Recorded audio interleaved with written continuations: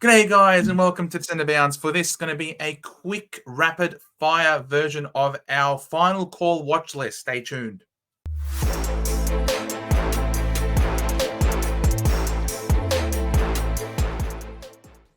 Big J, didn't even realize that we didn't actually do one of these last week and no one ever even pulled us up on it on the live streams. Guess no one watches them to even notice.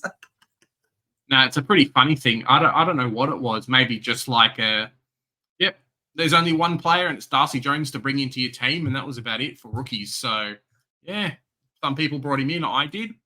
People, double upgraded, did other things. So that's about it, really.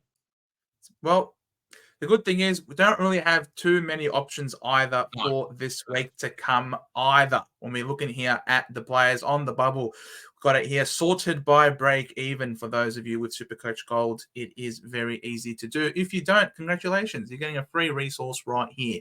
Lockie Sullivan is the one who tops all potential cash cows this week with a negative 92 break even, if you don't mind. Mid-only basement price rookie.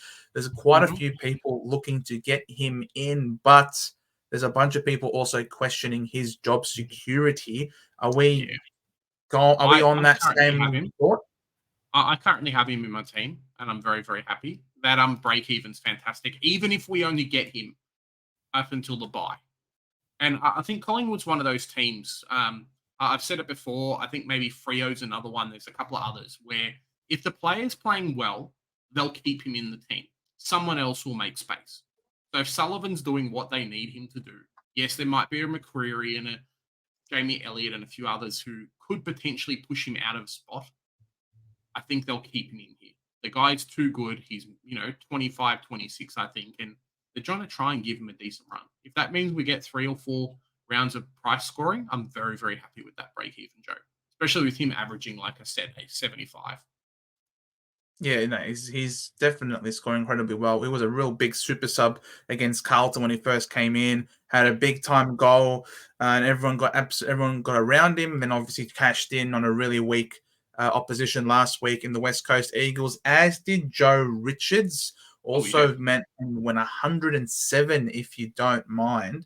Loved him as a player in the VFL. Was really disappointed that Collingwood picked him up because he really is a good player, and it's sad to see a Joe playing for Collingwood. Negative 59 break even. Don't go early on him. He's one that we will all be trading in next week, without doubt. Yeah, I definitely think so. And I think we're set up a little bit with Collingwood. Similar to Sullivan, I think Joe Richards is the same thing. The team is doing so well. And yes, I think they're only 8th on the ladder. But if they keep winning, if they keep performing, there's no pressure for them to just rush back all these superstars like maybe a Brisbane's got, for example, or a North Melbourne. We've got to stay competitive. Like, they're fine. Yeah, 100%. Bruce Revel is the other one really on the bubble this week. Oh, there is also Toby Conway, who after the team sheet came up is also on the bubble. Exactly. Yeah, so Breville, the sandwich press, let him cook. Negative 56 break even. The mid forward DPP can come in really handy if you're really unsure if who to go to between Sullivan or Bruce. You do, of course, have the extra benefit of Revel having the DPP. They're both in 2 different buy rounds, so it might be worthwhile looking at your teams and seeing which one you are more heavily stocked up in to avoid getting that one. They play different roles. Bruce plays more in defense as well as pushing up on a wing. He does have Richmond at home this week. So those 2 things push me towards owning Breville, sandwich press, and ahead of a Sullivan type. But for everyone, each team, it's team dependent what you want to select. Oh, 100%. And I know for myself as well, like DPP is just fantastic. It's kind of stuck me with Livingston at the moment. But if I had like Darcy Jones with DPP, hey, I can flip a Garcia, get him playing instead of some of these other guys. Yeah, exactly. Toby Conway has now come into the scene as someone who's going to be on the bubble, named to play against the Gold Coast Suns without Wits. There is no Wits either. So it's going to be Conway versus Moyle, 2 young, lanky players who just aren't quite ready to take on the AFL just yet. But perfect timing. I think Chris Scott must have heard some rumors that Wits wasn't going to be playing, which is why he's pulled the trigger here. Yeah, I think at some point they have to blood these players, right? So if it's going to be this week, fantastic. If it was going to be in 2 weeks, the same thing. I don't think anyone's actually jumped on him, but like in terms of super coach, everyone's got Jordan Sweet, Joe. No one's getting Toby Conway in their team. Maybe you're Not crazy and downgrade like an English to Conway, like finish your rest of your team and then just suffer. But yeah, that's about it. Yeah, absolutely unreal. Not going to happen. Anyone else on the bubble a bit further Not down? really. That's it. I think some people might jump on a James Harms as Mm, well. You know, he is a little bit cheaper, did have a fantastic game. I don't know if he's going to be a keeper for ever, but he is going to, make a little bit of cash. And then if you scroll down as well, like a Cashier potentially, but negative break even of 20 won't do much. And then Joel Freeger is another one who will look at him and Joe Richards next week, I think. He keeps up with yeah, his 60s and Bevo likes him, fantastic. mature age player. We know Yeah. Bevo loves his mature age players, and obviously one to keep an eye on if we get any sort of confirmation in terms of what's going to happen with Libba moving Mm-hmm. forward, if he's going to be medically retired or not. He could just Then be out obviously forever. he looks like he could be out forever. I agree. Zach Fisher is not a cash cow, but he is going to make a lot of cash. He's got a negative 16 break even. He's got that role back in defense. Shazel was moved out of the back line. Scott was moved out of the back line out onto a wing.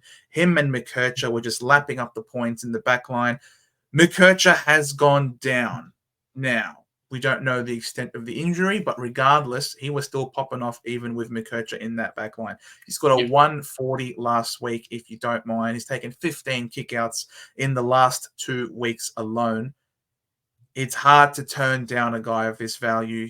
That type of scoring in that role is absolutely top six forward, man. Yeah, I just can't afford him, unfortunately. I've kind of decided that I'm going to bring in Zach Merritt, another Zach, I suppose, but Zach Merritt just because I don't want to sit through the North Melbourne and Essendon game this weekend and not have Zach Merritt. Yeah, Maybe Fisher's one that I look at next week if it's not too expensive. correct. Yeah, it's fine. You can get him next week. If you can't get him this week, then you can always get him next week, and I think he will still pose value as long as he maintains that role. I think that's about it. Kobe McCurdy, why? Going Why, to make Kobe? some decent money for you. If he plays again There soon, you go. Yeah. yeah, no one's going to Darcy Jones. Cooper Simpson might not be named. That's about Jack Hayes. He's played 2 games, but No. man, that was a terrible second game for him. The high highs and the low lows. We've seen it all already from Jack Hayes. I wouldn't go near him. Yeah. Yeah, definitely. I just don't think it's going to happen. And I think you can do a lot better. There were some hopes that, hey, mate, we might actually need him in. But outside of that, Okay. no, that's not going to happen. Josh Sinsman, another one to keep an eye out for next week. He's got a 50 on the weekend. Yep. It could be I think okay. there's So better now, players. I think we're going to go after Richards and Fraser. yeah, Like yeah, I that. agree. I agree. Now we look at the flip side, whilst also going to some expensive players. Who are the premiums who have The really big, high break evens? yeah. The big thing with the primos and the break evens at the moment isn't so much, hey, get rid of them, because I think that was more of a theme with like, oh, Tom Green's going to lose money, things like that. But then he's come Yeah, back and done a 116 and you're happy. It's more about, cool, at what point can I actually get these players in? So look at your correct. Matt Rowe's 192. Look at your Tom Green's at 180. Tom Green is going to end up being, I think me and you paid what, 650K, 630K? He's now going to be like under 500. You know, things like that. Matt Rowell's going to be 550. There's a few of these type of players. Heck, Max Gorn could end up making his break even, which would be hilarious this week. But outside of that, I think, yeah, just something to look out for with a few of these guys. Correct.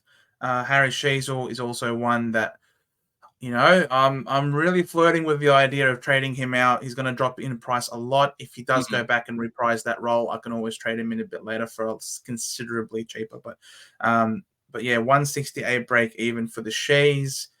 Connor Rozee, mate, he's going to drop in price quite a bit. Yep. Coming off a hammy, I don't know if you really want to go there. He's going to be in the 400K mark for Connor Rozee, which is really juicy value option as potentially an extra midfielder in your midfield. He also has the really good buy, as does Dan Houston. So there's a few players that you're I looking to trade in, Big J. I know you're looking at yeah. Houston. I would probably say the same thing with a Tom Green. You could almost run him as an M9 if you've got like a Harley Reid. Harley Reid, and it's crazy to say, Harley Reid plus some cash equals Tom Green. Imagine if we said the start of the season with that, Joe.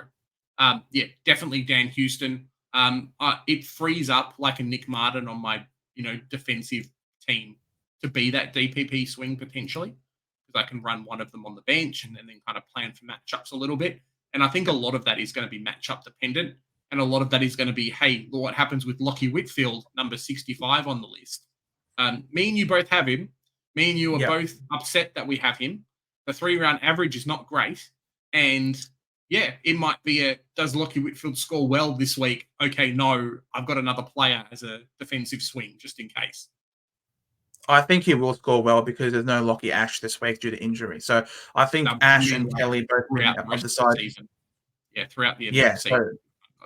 So I think Ash will be Ash out means Whitfield should be let off the chain a bit more, I think. And I'm not sure who's going to tag him. So I think Whitfield will be one that we can. I'm looking at Will Day as well. Will Day, we both owned him last year. He was doing really well. He was a very good player until he got that suspension, of course. But outside of that suspension, he was a very good scorer, a very good player at that price. He's now played 3 games.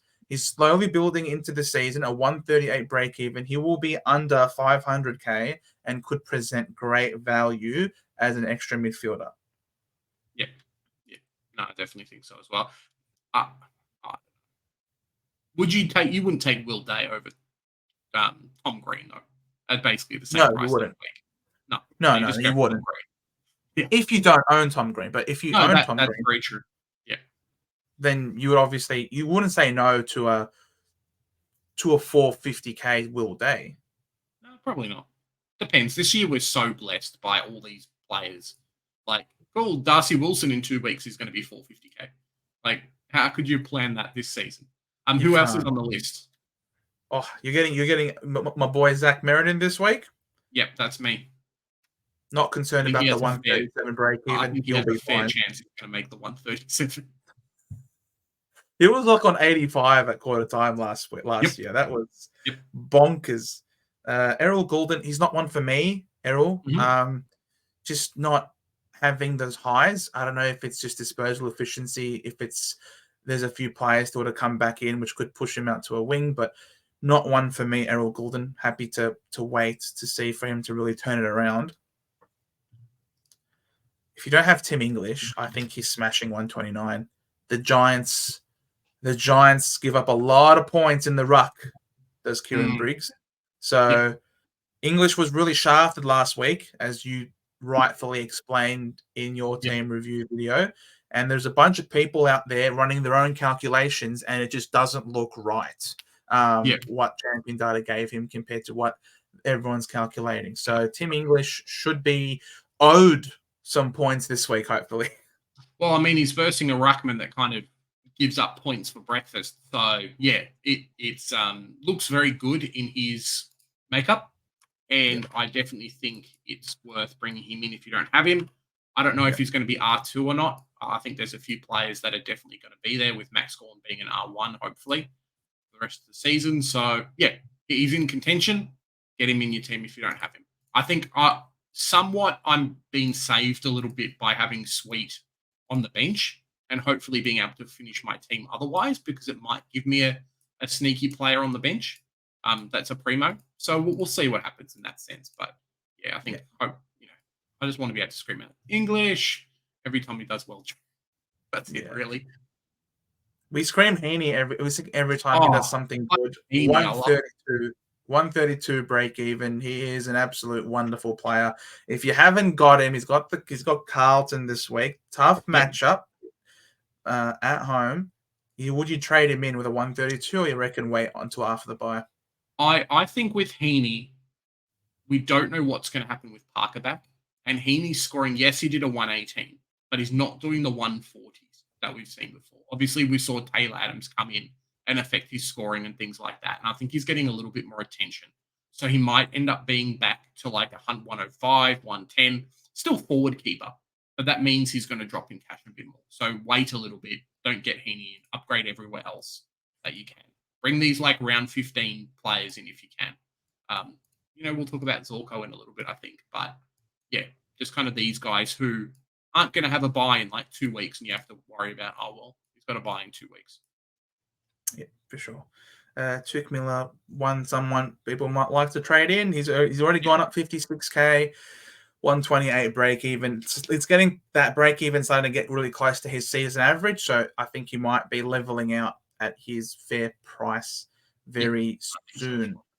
All right, so now we flip over and we'll talk about the premium players who have really low break evens. Yeah, your boy Rowan Marshall, Joe. Went for 160 last week. And don't want to talk about it.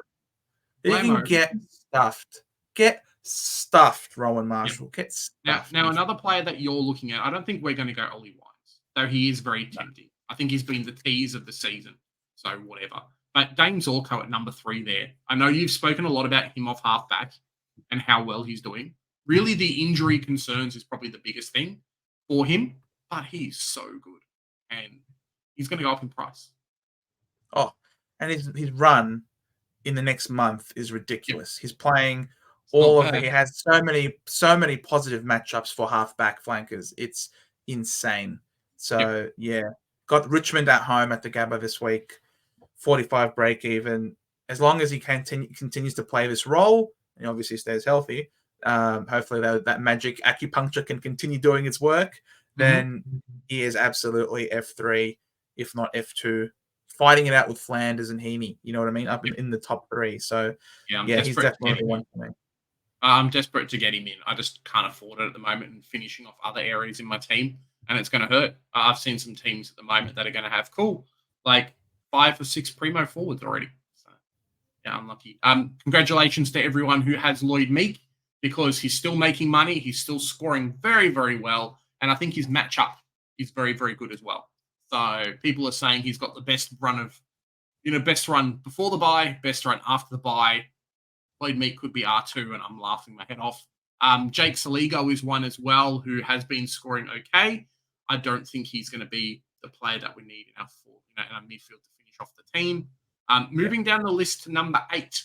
Now, I know, Joe, we've spoken about big Isaac Rankin, and yes, he plays Collingwood this week, but next week he plays West Coast, and I think they play North Melbourne after that, and Hawthorn and Hawthorn who give up a lot of points to everybody. So if you don't have Rankin, plan to get him next week. Sell the farm, sell your kids. It sucks that Graham is not playing because we could have sold Graham as well. It's just a tough one.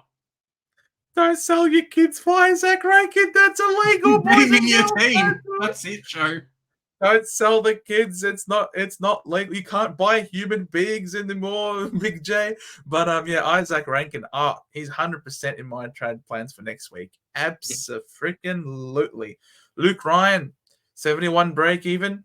I copped the donut last week to get this man in.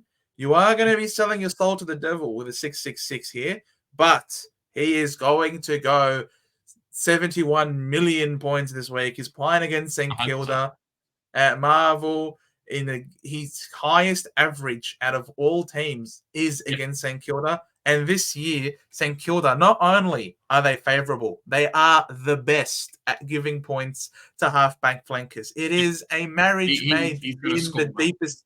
It's the marriage made in the deepest pits of hell. He is going to have all of the degenerate scoring you could possibly imagine. He is my VC this week, and I'm actually going to watch this game with just gross fascination to see just how much he freaking milks points out of this St Kilda team.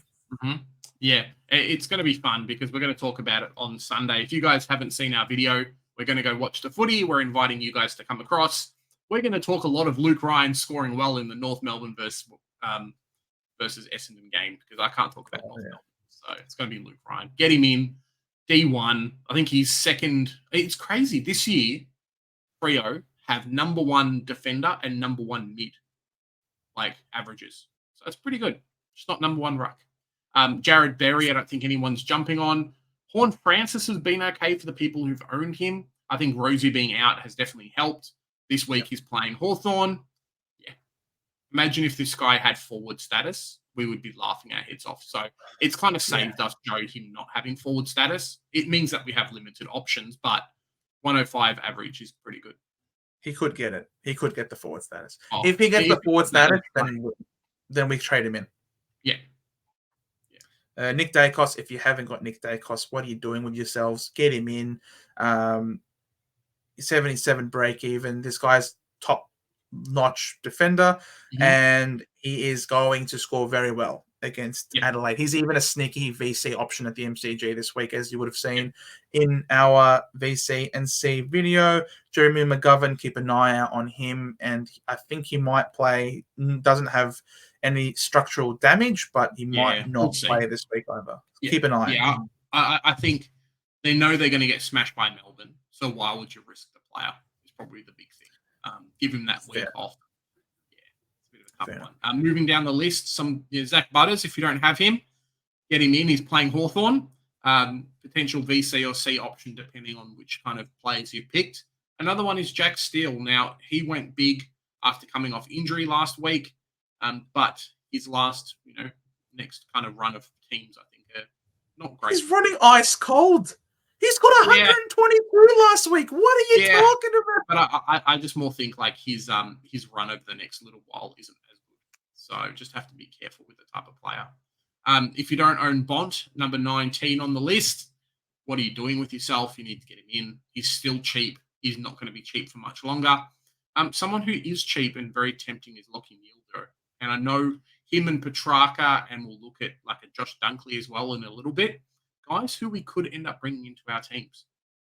Yeah, not for me, Lockie Neal. I think we've said multiple times here on the channel, if you're going to pick a line, it's probably most likely going to be Dunkley instead of a Lockie Neal.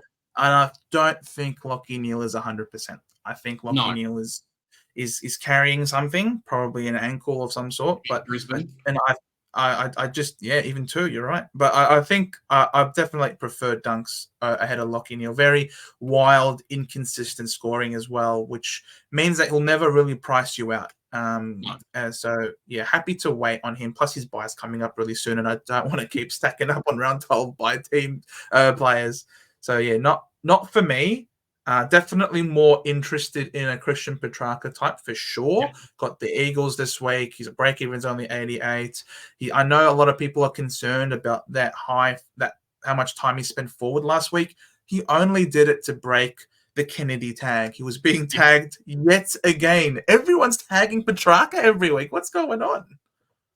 Yeah, it's he's one that I would bring into my team this week if I wasn't getting Petrarca. Like it literally would be Petrarca and probably Zorko, and I'd go Petrarca instead. Like, this guy's fantastic. The round 14 bye scares a lot of people away. It's scaring me away as well. But Petrarca at 555, we saw last year, Joe, when he ended up being sub 600K, and then basically became unattainable after. I think this week, low break even, he's going to pop out at 150, and it's going to be really hard to get him in over the next couple of weeks. Like, you're going to have to force it, or you don't have Petrarca. Correct. He's going to be really tough to bring in. I know a lot of people are really struggling to get in Caleb Sarong in. Break even of 93, and he's up to 668K. I think he scored a 140 last week and a 150 this week. So get in my team. I hate the fact that I traded Brodie Grundy, but I said to myself, I love the fact that I just brought in Sarong. So that was kind of the swap there. But yeah, Sarong's very, very good. Similar to a Merit, if you don't have them, it's very hard to get them in now. The buy rounds are coming. We have more expensive players, but you just don't want to do that if you can. Yeah. Jack Sinclair, I know his break even's 95, but he's only averaging 98, and him playing in the midfield so much is not good. He's definitely plays his best when he's playing at half back. I'd wait for him to have a move to halfback before you trade him in, because as long as he's playing in the midfield, he's just not getting that extra bonus points.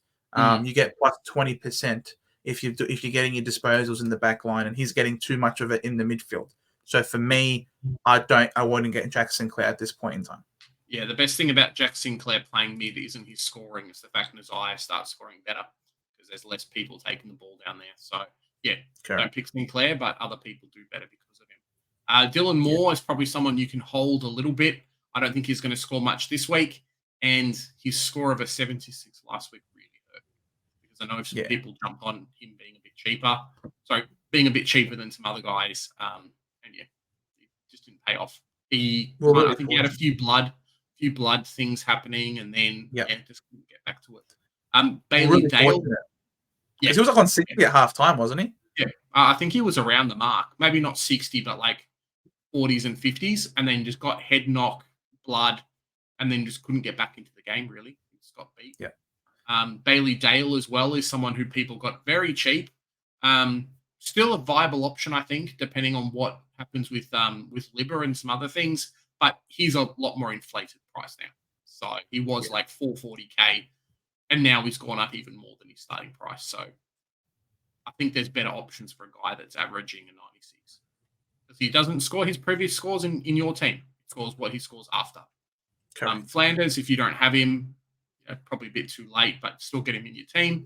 Thoughts on Tom Stewart, Joe, especially with the news that he's apparently going to get some attention this week? Yeah, I'm not going to trade him in this week. Plus, they're playing up in Darwin. Slippery, dewy conditions. The balls are bar of soap. Very hard to take intercept marks. But I am very bullish. He does have quite a few home games in Geelong to come this year. I think he still looks good to the eye and does some great things, capable of taking intercept marks here and there. He does miss games every now and then, every single year. I think he's missed a few already. He's only played the 8 games so far this year. So maybe that means for the rest of the season, he's not going to miss anymore. And I'm still pretty bullish on his chances of him being a top 6 to 8 defender. And I think next week might be the cheapest he gets. Yeah, potentially next week. Let's wait and see how much he actually gets negated by in this week. But I think he's going to have a bit of the Tom Green syndrome, where the guy's a primo, he's under 500K. With some cash, I can potentially flip 2 guys from my team into keepers or guys on the bench. So we'll see what happens there. Tom Stewart under 500K is just absolutely absurd. Pretty juicy. Imagine if I can't wait. I can't wait to downgrade Darcy Wilson to him. Harley Reid plus like 50K equals Tom Stewart. Harley Reid, what a superstar. But is there anyone else there on the list? Like LDU, I think people, if you've got him already, just leave him. Josh Dunkley is probably pretty close to what he's appropriately priced at, and similar to what he started in price at. And then you move a little bit further down to like your Hayden Youngs running off the bench. DPP is very, very nice. Jordan Dawson in a similar boat as well. And then Tristan Cherry potentially could be R2 or R3. So if you've got him, congratulations. He's made you 160K. So doing quite well. And that, ladies and gentlemen, is our rapid-fire run-through of all the rookie price, low break-even players that you have your eyes to trade in, some of those to trade out with the high break-evens, as well as some of the premiums that should be on your radar in the weeks to come, looking to drop in price and fill out our teams as we are really approaching the buy rounds and very soon to finishing off all our teams. Yeah, and running out of trades as well, which is probably the big thing. Start to look at, hey, who can I bring in and start doing 2-to-1 trades or 3 to, instead of doing like your 1-to-1, 1 up, 1 down, or your 2 down, 1 up if you've got someone really expensive. Guys, I promise I'm not sick. I don't know what happened with my camera. It's doing funny stuff. Before I was green, now white. I looked really pale, and you see what my camera looks like at the moment. So don't worry about it if you're going to comment. It's all right, guys. Thank you so much for watching. Hope you enjoyed how we went about it, what we had to say. Drop us a like if you did, a subscription if you're new, hit that notification bell to make sure that you don't miss out on any of our videos and live streams that we pump out on a regular basis. We are live every Monday at 7:30 p.m. and we are next live tomorrow, Thursday, 5:30 p.m. for the drive home. We hope that you can join us there. 100%, guys, because here at the Centre Bounce, we do the hard work, so you guys don't have to. Bye for now. Bye for now. Get super close, Big J. Isn't that what you were doing? Very close. Bye for now. Okay.